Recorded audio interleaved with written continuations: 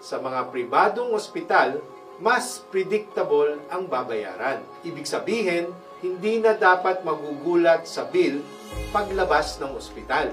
Pinaraming outpatient medications na ang sagot ng PhilHealth. Noon, karamihan sa sakop ng PhilHealth ay para lang sa gastos sa ospital mismo. Kapag nakalabas na ang pasyente, sariling gastos na ang gamot. Ngayon, simulan na nating sagutin pati ang gamot sa labas ng ospital.